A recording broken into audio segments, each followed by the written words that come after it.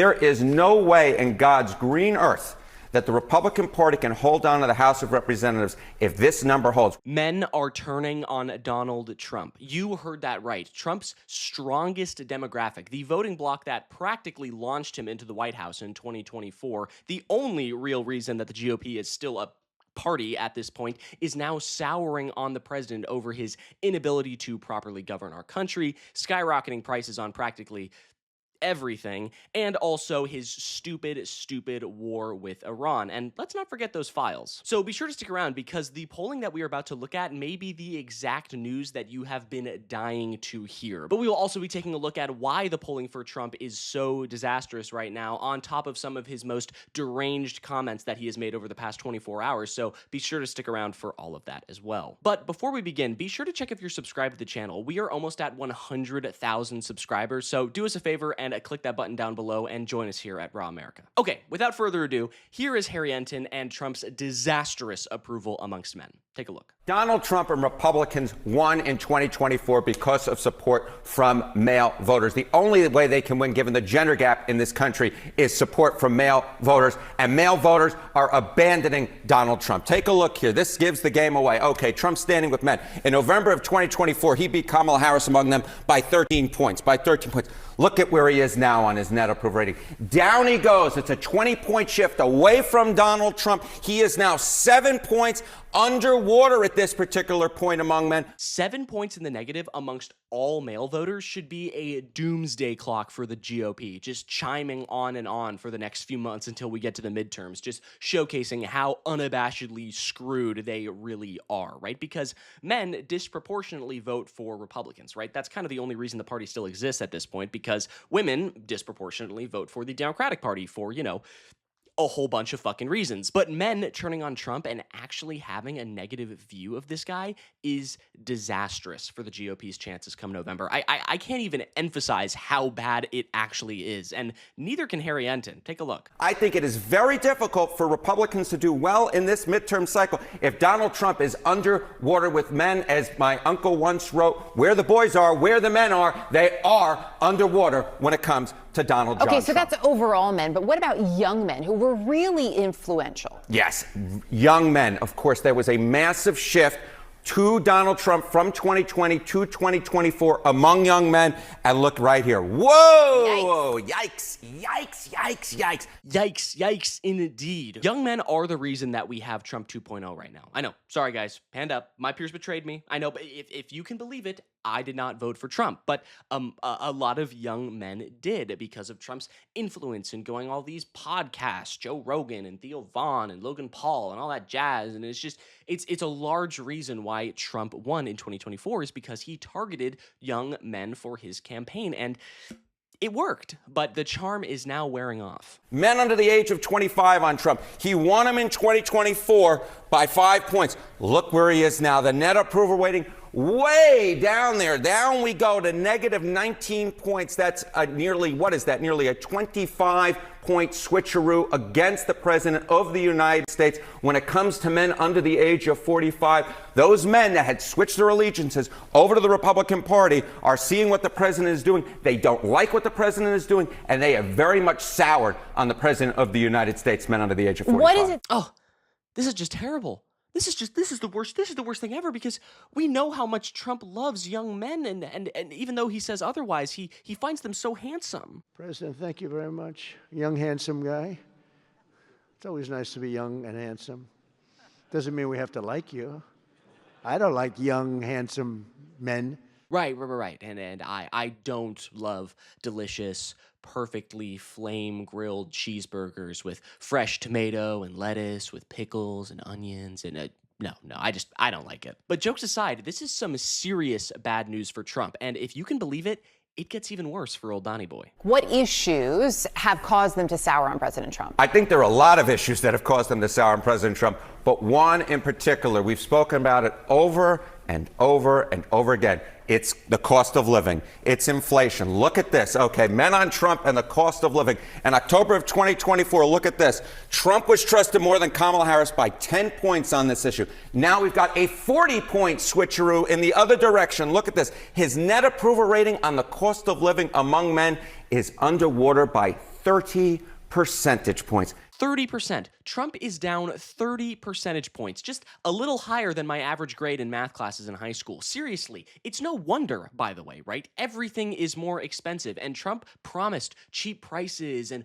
golden age of America, and it's all gonna be groovy, baby, and it's great, the roaring 20s are back, and good time, cheap stuff, party, bang, bang, bang, bang, bang, great stuff. But in reality, we have a stupid, expensive war. Everything's getting more and more pricey. People are not getting adequate access to healthcare or food or medicine or anything like that, right? Everything is just a step too far for the ordinary voter, and according to this polling, male voters as well. Because now we have expensive cheeseburgers. Not that I like cheeseburgers or anything. Totally not. Just like Trump doesn't like men. You see this, there is no way in God's green earth that the Republican Party can hold on to the House of Representatives if this number holds. When you're 30 points underwater with the gender that, of course, puts you over the top in the election on the cost of living, the number one issue, that means see you later to that Republican House majority and maybe that Senate majority as well. Ooh, wow. All right. Well, we'll be watching. Thank you, my friend. Strong words from an aging man. Yeah, it's 26, by the way. Thanks, Harry. 26. Sarah. My age. Sarah. Yeah, the House is a lost cause at this point for the GOP, right? I mean, we know this. It's going to be a blue wave.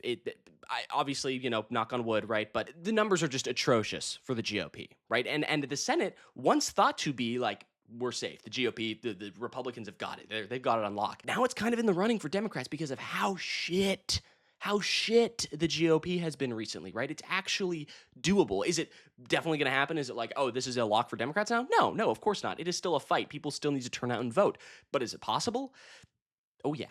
And the way things are going, it's looking better day by day. Be sure to stick around because in just a second, we are going to take a look at some of Trump's most deranged takes over the past 24 hours or so that you do not want to miss, and give us a proper bit of insight into why a lot of people are turning on Trump, especially young men. And if you're liking the video so far, consider subscribing. Again, we are almost at 100K, and it would mean a lot. Okay.